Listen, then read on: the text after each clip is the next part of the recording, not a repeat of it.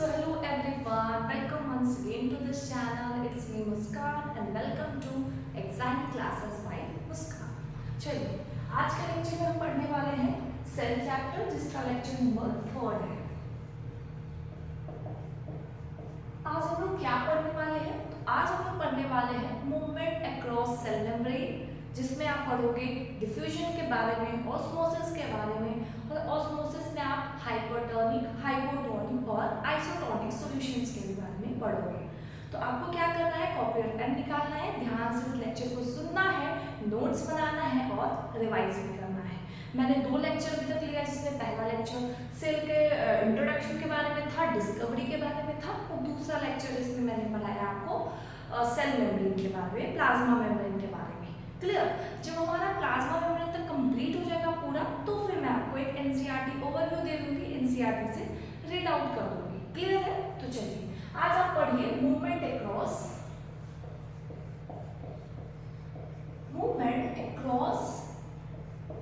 Cell membrane. आपने heading लगाना है मूवमेंट अक्रॉस सेल मेम्ब्रेन। चलिए अब बात करते हैं इसमें पहला, दैट इज डिफ्यूजन। जब आप केमिस्ट्री का चैप्टर 1 पढ़ोगे, मैटर इन आवर सराउंडिंग, तो उसमें डिफ्यूजन टॉपिक का बहुत ज्यादा जिक्र किया गया है। ठीक है, जैसे आप कभी सोचते होगे, आप कभी सोच के देखो, मम्मी किचन में क्या बना रही है, कुछ अच्छा स्नैक बना रही है, बहुत आपको पसंद है, और आप बेडरूम में पढ़ाई कर रहे हो, लेकिन आपका मन जो है पढ़ाई में बिल्कुल नहीं लग रहा है। क्यों? क्योंकि मम्मी तो स्नैक्स बना रही है, वहां से डिफ्यूजन के थ्रू आपके घर तक वो गैसेस का मूवमेंट हो रहा है और आपको स्मेल आ रहा है, समझ में आ रहा है कि हाँ कुछ बन रहा है। तो इस प्रोसेस को क्या कहते हैं? डिफ्यूजन कहते हैं। इसलिए आपका पढ़ने में मन नहीं लग रहा था। क्लियर? चलिए अब बात करते हैं डिफ्यूजन के बारे में। पहले आप समझ लो क्या होता है। मान लो यहाँ पांच चीजें हैं, ठीक है, 6 बना दिया, मान लो 6 चीजें, और यहाँ सिर्फ 1 चीजें हैं, तो क्या होगा, ये यहाँ से यहाँ ट्रेवल करेगा। क्या करेगा? ट्रेवल करेगा, जब तक कि यहाँ पे भी 3 ना हो जाए एक्स्ट्रा। क्लियर? मान लो यहाँ कुछ भी नहीं था, यहाँ पे 6 चीजें थी, यहाँ कुछ भी नहीं था, तो यहाँ पे क्या हो जाएगा, 3 यहाँ पे आ जाएगा, फिर ये इक्वल हो जाएगा।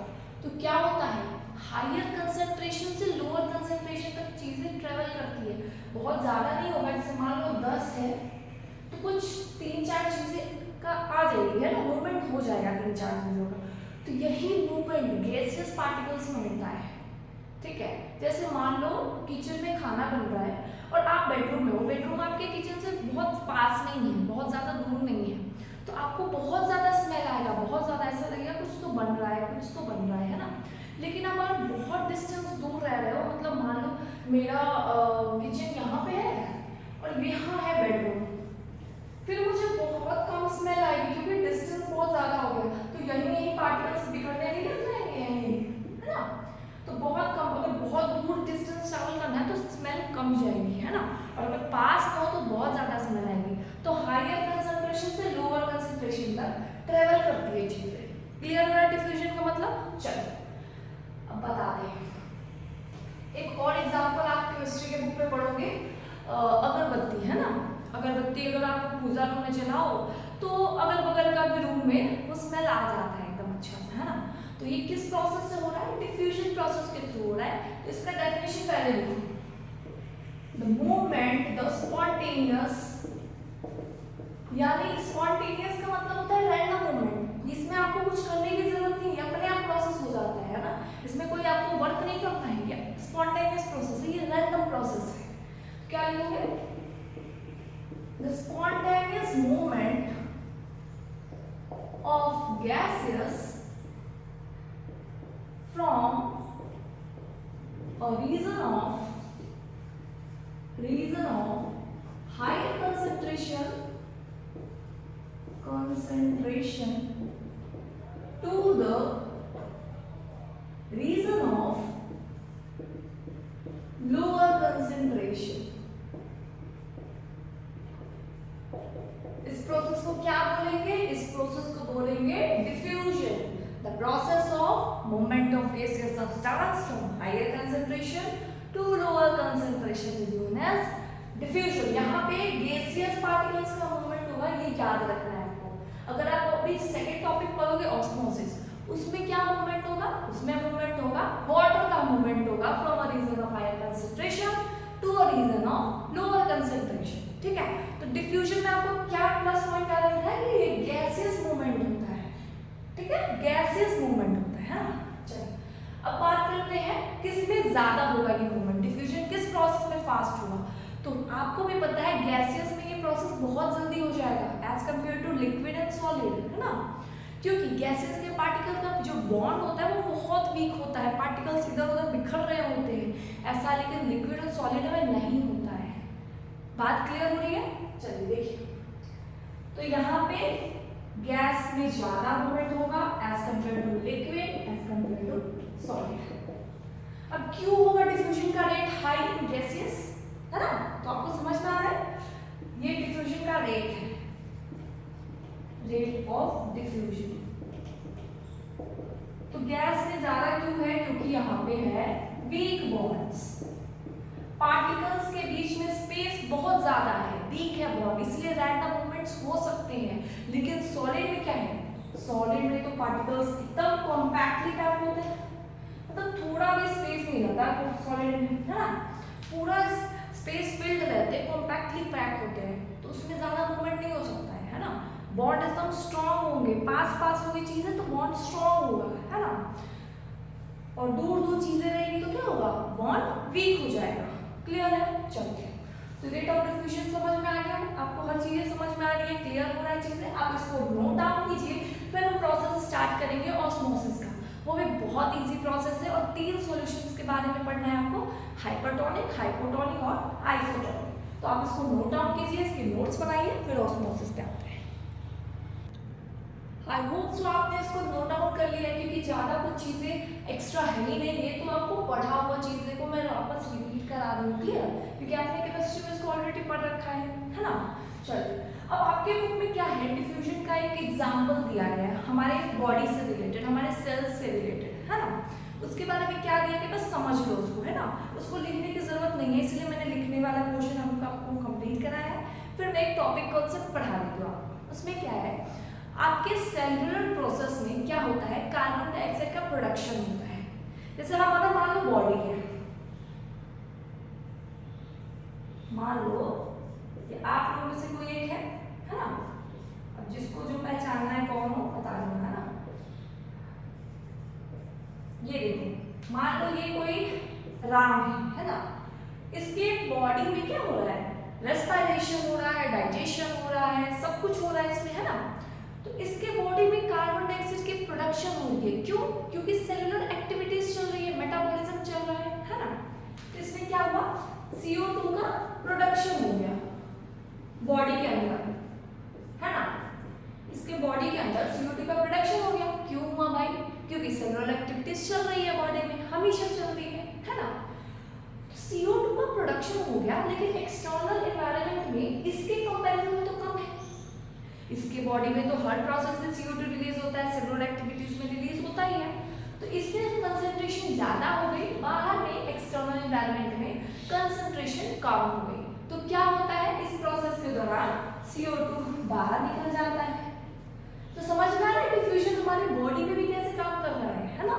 इस प्रोसेस को याद रखना है, अगर आपको एग्जाम्पल पूछे तो आप ये बताओगे, in the cellular activities CO2 production takes place and CO2 production are higher as compared to external environment, so CO2 diffuses out from their body to the external environment because it has higher concentration, external environment has lower concentration. Clear हो रही है चीज़ है, पूरी clear है? अच्छा मैं लिखवा देती हूँ, डोंट वरी, पैनिक नहीं होना है, मैं लिखवा देती हूँ, है ना। चलो लिख लो, वरना कमेंट में लिखने लग जाओगे कि मुझे समझ में नहीं आया, आपने क्या पढ़ा दिया, इससे अच्छा आप लिख लो एक बार, है ना। इसका एग्जांपल लिखो, during cellular activities CO2 production takes place, CO2 production takes place, और CO2 प्रोडक्शन बॉडी में ज्यादा हो जाती है as compare to external environment. तो यहाँ हायर कंसंट्रेशन से लोअर कंसंट्रेशन में चली जा रही है, यानी बॉडी से बाहर निकल जा रही है। क्लियर है चीजें?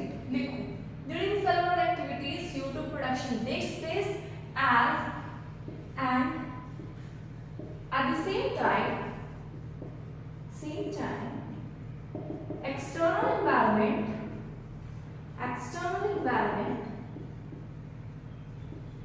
contains low CO2 concentration, so CO2 diffuses out from the body. अभी भी किसी को डाउट है तो बता दो, नहीं है डाउट, क्लियर है कोई चीजें समझ में आ गया? चलो 1 मिनट के अंदर डिफ्यूजन को पूरा वाइंड अप करते हैं। What is diffusion? The process of movement of gases from higher concentration to lower concentration is known as diffusion, and this process is spontaneous process, random process. इसमें कोई energy नहीं लगानी है आपको, बाहर से एनर्जी नहीं देनी है, कोई एटीपी खर्च नहीं हो रहा है आपका, है ना। उसके बाद क्या है इसका एग्जांपल? हमारे बॉडी में सेलुलर एक्टिविटीज चलती रहती है तो उसमें CO2 का प्रोडक्शन भी हो जाता है। बाहर एक्सटर्नल एनवायरनमेंट में CO2 का प्रोडक्शन कम है, हमारे बॉडी में ज्यादा है, तो बॉडी से बाहर चली जाती है, it get outside from the body. हो गया। अब किसमें होगा डिफ्यूजन रेट ज्यादा? तो गैस में ज्यादा होगा as compare to liquid and solid. क्यों? क्योंकि गैसेस में पार्टिकल्स दूर दूर रहते हैं, बॉन्ड वीक रहता है, इसलिए रैंडम मूवमेंट्स पॉसिबल है। बट सॉलिड में ऐसा नहीं है। क्यों? क्योंकि इनके बॉन्ड्स बहुत स्ट्रॉन्गर है, इन स्पेस नहीं है, they are compactly packed. Clear होगी चीज है? चलिए अब हम लोग आज का सेकंड टॉपिक पे आते हैं, that is osmosis. What is osmosis? आपको अभी तक पता होगा ऑस्मोसिस के बारे में क्या होता है, बताओ। वही आप बताओ क्लास 8-7 में जो पढ़े होंगे, वाटर का movements from high concentration to low concentration. या इट इज करेक्ट, बट आपके 9th क्लास में एक और डेफिनेशन ऐड ऑन हुआ है, वो मैं आपको एनसीईआरटी कवर कराते टाइम अच्छे से अंडरलाइन करा के पढ़ाऊंगी, है ना। तो अभी आप बस यही याद रखो, what is osmosis? The movement of water from higher concentration to lower concentration. ठीक है, चलिए तो अब दूसरा हेडिंग डालिए, osmosis.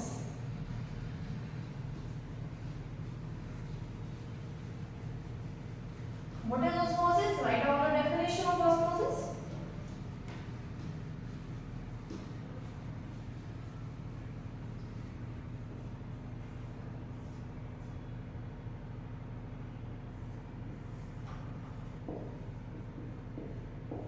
What is osmosis? The movement of, ये डेफिनेशन 100% करेक्ट नहीं है। अभी मैं जब आपको एनसीईआरटी कराऊंगी तो एक और डेफिनेशन में ऐड ऑन कराऊंगी, है ना, जो आपके क्लास 9 के बेस पर बहुत ज्यादा कॉन्सेप्ट को निखारेगा, है ना। इसलिए movement of water from higher concentration to lower concentration is known as osmosis. Plants अपना जो पानी है रूट से कैसे ऑब्जर्व करते हैं? How the plants absorb the water from roots? ये क्वेश्चन आना चाहिए आपके माइंड में, है ना, कि प्लांट्स पानी को कैसे ऑब्जर्व कर पा रहे हैं रूट से? By the process called osmosis. यही प्रोसेस है जिससे प्लांट्स रूट से पानी को एब्जॉर्ब कर पाते हैं, मिनरल्स को एब्जॉर्ब कर पाते हैं, है ना। तो ऑस्मोसिस समझ में आ गया? क्लियर? चलिए अब हम इसमें 3 केसेस पढ़ेंगे। What are the 3 cases? थोड़ा बीच में अगर गड़बड़ हो जाए तो मैनेज कर लेना, है ना। What are the 3 cases? They are hypotonic solution and isotonic solution. तो पहले ये बताओ मुझे सॉल्यूशन क्या होता है? हाइपर हाइपो तो पढ़ेंगे, लेकिन व्हाट इज सॉल्यूशन? दिमाग में कुछ घुस रहा है? चलो बताओ, व्हाट इज सॉल्यूशन? आप लोगों में से कोई एक बोल रहा होगा मैम पानी और चीनी को मिला दो सॉल्यूशन। हाँ तो सही है, बट एक साइंटिफिक वे में डेफिनेशन को बताओ, व्हाट इज सॉल्यूशन? तो आप ये कहोगे solute plus solvent is called solution. अब पानी और चीनी में सॉल्यूट सॉल्वेंट कौन है ये भी पता होना चाहिए, है ना। तो सॉल्यूट जो होता है वो लोअर अमाउंट में होता है, तो सॉल्यूट इसमें हो गया शुगर। सॉल्वेंट जो होता है वो हायर अमाउंट में प्रेजेंट होता है, तो सॉल्वेंट हो गया वाटर। क्लियर हो रही है? जैसे मान लो ऑयल और नमक, ऑयल में हम नमक डाल रहे हैं तो इसमें सॉलिड सॉल्वेंट क्या होगा?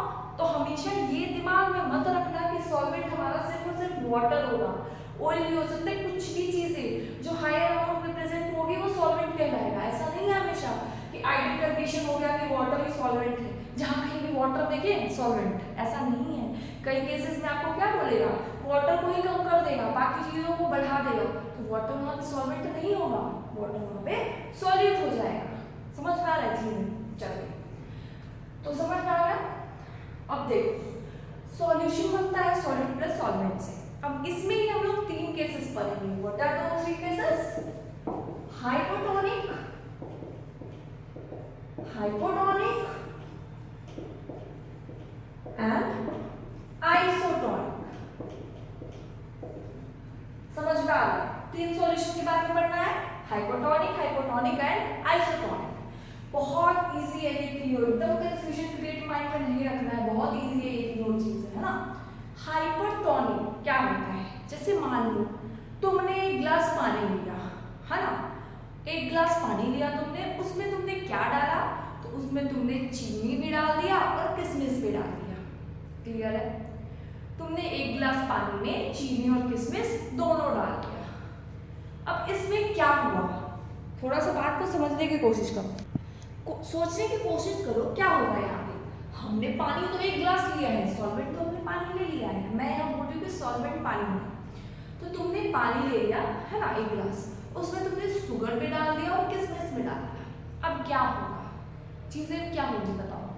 कुछ देर बाद तुम देखोगे कि यहाँ पे क्या हो रहा है, यहाँ पे जो किशमिश है वो सिकुड़ जाएगी, श्रिंक कर जाएगी। क्यों? ये प्रोसेस कैसे हो रहा है? क्यों हुआ? क्यों हुआ? तो समझो अच्छे से। यहाँ पे इसीलिए ऐसा हुआ क्योंकि यहाँ पे सॉल्यूट का अमाउंट बहुत ज्यादा हो गया था, यानी कि हाइपरटोनिक अगर बोलेगा कोई, क्या हुआ? हाइपरटोनिक सॉल्यूशन में सॉल्यूट जो होगा बहुत ज्यादा होगा एज कंपेयर टू सॉल्वेंट, है ना। जैसे कि किशमिश और शुगर सॉल्यूट हो गए, वाटर सॉल्वेंट हो गए। तो सॉल्यूट बहुत ज्यादा है, सॉल्वेंट कम है, तो क्या होगा? यहाँ पे एक्सोऑस्मोसिस हो जाएगी, यानी कि पानी बाहर जाने लगेगा, किशमिश से पानी निकलने लगेगा, है ना, क्योंकि उसको पानी नहीं मिल रहा है, सॉल्यूशन में पानी कम है, पानी की कमी है। तो इसमें क्या हो जाएगा? किशमिश जो है सिकुड़ जाएगा। क्या हो जाएगा? सिकुड़ जाएगा। समझ में आ रहा है हाइपरटोनिक सॉल्यूशन में क्या हो रहा है? तो इसमें तुम डेफिनेशन क्या लिख सकते हो उसके बारे में, सोचो जरा।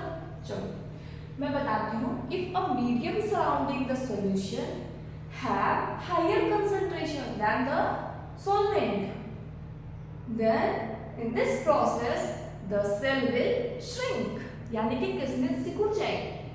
क्या हो जाएगी? किशमिश सिकुड़ जाएगी। तो हाइपरटोनिक समझ में आ रहा है ना। अब देखो इसमें क्या तुम लिखोगे? Cell will shrink. बस मेन पॉइंट याद रखा करो, हमेशा पूरा पोथिया मत बनाया करो, एकदम रामायण कहानी पूरा लिख रहा है ऐसा मत किया करो। मेन पॉइंट्स हाईलाइट किया करो, उसको लिखा करो, उसको याद किया करो। अब देखो सेल विल श्रिंक हो गया, इसके बाद क्या होगा?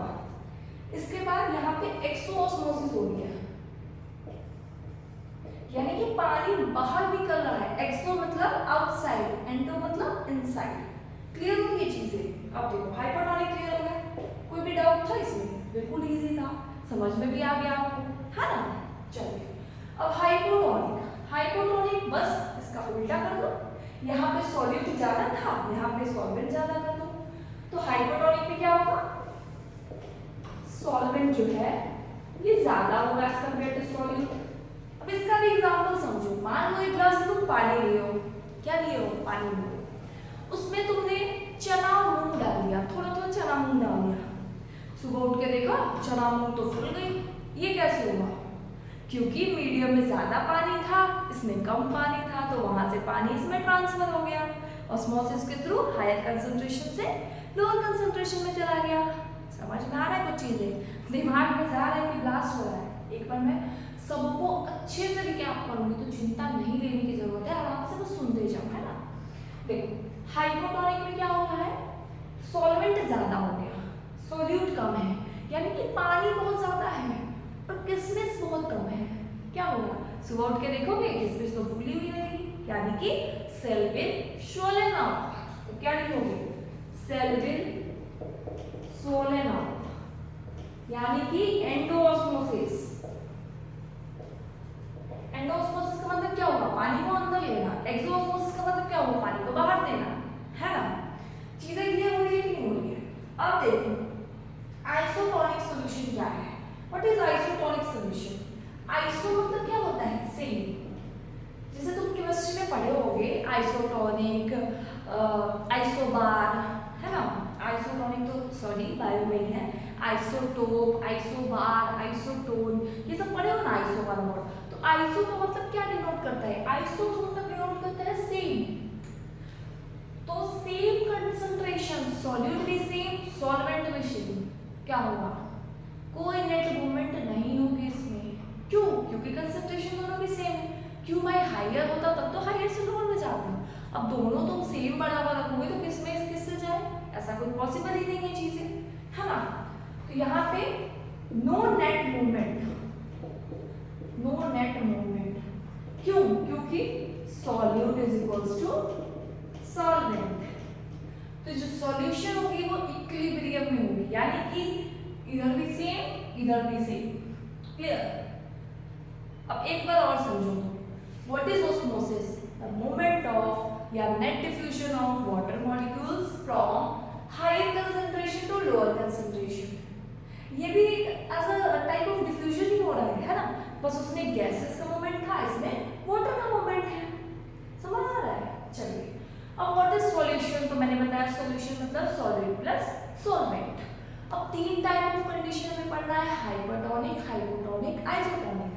हाइपर यानी कि देखते हो हाइपरटेंशन वाले लोग का बीपी बढ़ जाना, है ना? इसमें क्या होता है? इसमें भी सॉल्यूशन में सॉल्यूट का कंसंट्रेशन बढ़ जाएगा, है ना? तो इसमें चीजें सिकुड़ने लग जाएगी, श्रिंक करने लग जाएगी। इसमें क्या होगा? एक्सोस्मोसिस होगी, यानी कि पानी बाहर जाएगा तो चीजें सिकुड़ जाएगी, है ना? अगर मान लो पानी अंदर आया तो चीजें फूल रही है, पानी बाहर जा रहा है तो चीजें सिकुड़ जा रही है। समझ में आ रहा है? आइसोटोनिक में क्या होगा? कोई मूवमेंट ही नहीं होगा, क्योंकि दोनों का कंसंट्रेशन तो एक बराबर है, दोनों पढ़ने में तेज है, तो किससे कंपैरिजन करोगे कि कौन अच्छा टॉपर है कौन फेलियर है? जब दोनों सेम परसेंटेज ला रहा है तुम ये डिसाइड कर पाओगे किसका आईक्यू अच्छा है किसका कम है? नहीं, क्योंकि दोनों का तो परसेंटेज सेम है ना? वही चीजें हैं। और हाइपो में तो हाइयर से लोअर जाएगा ही। क्यों? क्योंकि यहाँ पे सॉल्यूशन में वाटर की कंसंट्रेशन बहुत ज़्यादा है, सॉल्वेंट बहुत ज़्यादा है, सॉल्यूट बहुत कम है। चना मूंग तुम डाल दो पानी में, पानी बहुत सारे पानी में चना मूंग डाल दो, सुबह उठ के फूल जाती है। क्यों? क्योंकि नेट मूवमेंट हो रहा है, हायर से लोअर में जा रहा है पानी। पानी का बाहर बहुत एनवायरमेंट में बहुत पानी है, चना मूंग में बहुत कम है, तो पानी अंदर जा रहा है तो इसलिए चीज़ें फूल जा रही है ना? लेकिन ऐसा कभी नहीं होगा कि इतना पानी अंदर चला जाए कि चीजें फट जाएंगी, ऐसा नहीं होता है ना? फटेगा नहीं, चीजें उतनी ही कंसंट्रेशन आएगी, हायर से लोअर जाकर नेट मूवमेंट जीरो हो जाएगा, यानी एक बराबर कंसंट्रेशन पे आ जाती है इसलिए, है ना? तो चीजें क्लियर है? समझ में आ रहा है? इतने को नोट डाउन कीजिए, फिर हम आगे बढ़ाते हैं। आई होप सो आपने इतना चीजें लिख लिया है। ऑस्मोसिस में आपका एक आधा पॉइंट रह रहा है, वो क्या पॉइंट है? इसमें ऑस्मोसिस में आपको लिखना है कि plants observe water from roots through process called osmosis and this process last till equilibrium state. उसके बाद ये प्रोसेस नहीं होती, है ना? अब दोनों की कंसंट्रेशन सेम हो गई तो क्या करोगे इस प्रोसेस की? ये प्रोसेस क्या होता है? हायर से लोअर। अगर दोनों की सेम ही हो गई कंसंट्रेशन तो कोई नेट मूवमेंट कराने की जरूरत ही नहीं है ना? चलिए अब यहाँ पे आपको एक्सोऑस्मोसिस और एंडोऑस्मोसिस का डेफिनेशन लिख लो, क्योंकि अभी तो आपको समझ में आ गया कि हाँ एक्सो मतलब बाहर, एंडो मतलब अंदर। लेकिन बाद में जब आप पढ़ोगे रिवाइज करोगे तो समझ में ना आए, इससे अच्छा आप डेफिनेशन को लिख लो बोलने में, है ना? चलो आई होप सो आपने इसको लिख लिया है। देखो एक्सोऑस्मोसिस क्या होता है?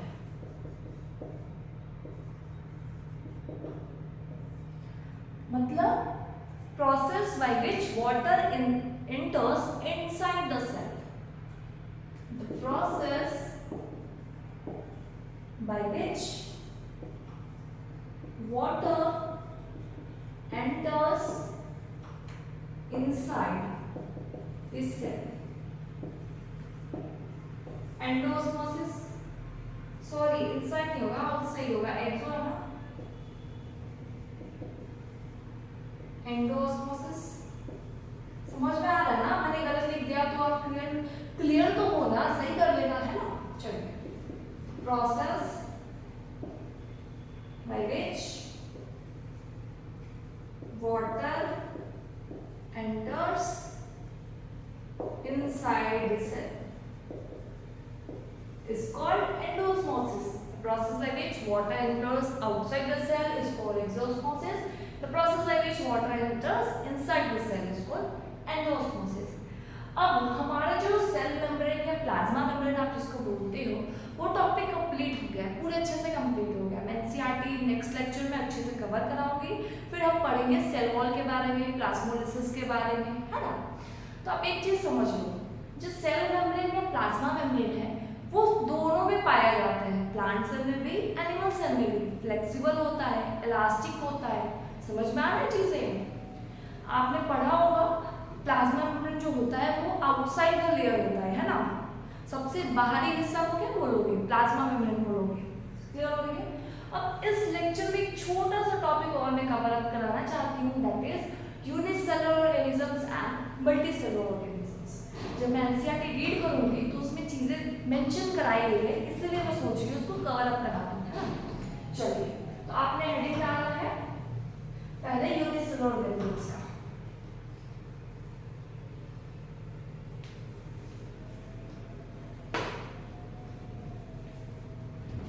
What are unicellular organisms? बच्चों, what are unicellular organisms? The organisms which are made up of single cell organisms are known as unicellular. अब देखो, unicellular organisms, multicellular organisms. So what are unicellular, what are multicellular? Uni मतलब होता है single, cellular मतलब होता है cell, multi मतलब होता है मैनी, सेलुलर मतलब होता है सेल।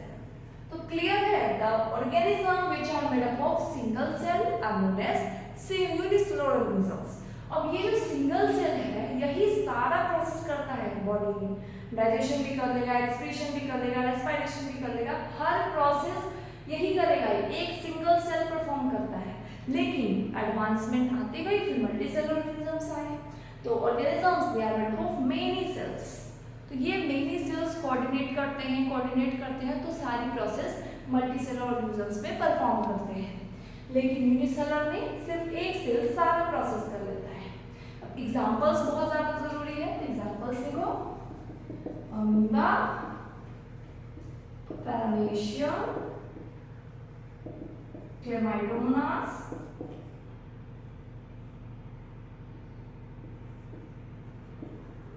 तीन एग्जांपल्स काफी है। मल्टीसेलुलर में लिख लो एनिमल्स, ह्यूमंस, बर्ड्स, मतलब जो भी आपको दिख रहा है। यूनिसेलुलर मतलब बहुत ही टिनी ऑर्गेनिजम्स, माइक्रो ऑर्गेनिजम्स, है ना, जो आपको नेक्ड आई से विजिबल नहीं होंगे, बिल्कुल भी नहीं होंगे। माइक्रोस्कोप में आप इलेक्ट्रॉन माइक्रोस्कोप लोगे तब जाके वो चीजें विजिबल होगी। तो उससे वैसे ऑर्गेनिज्म जो एक सेल से मिलकर बने हैं वो they are unicellular organisms such as amoeba, paramecium, chlamydomonas. Multicellular में तो आप बाहर कुत्ते को देख रहे हो, वो भी, बर्ड्स, मैमल, सब कुछ जो है वो मल्टीसेलुलर ऑर्गेनिजम्स है। तो क्लियर हो गई चीजें। आज हमने क्या क्या पढ़ा? मूवमेंट अक्रॉस सेल मेम्ब्रेन पढ़ा, पहला पढ़ा ऑस्मोसिस, फिर डिफ्यूजन।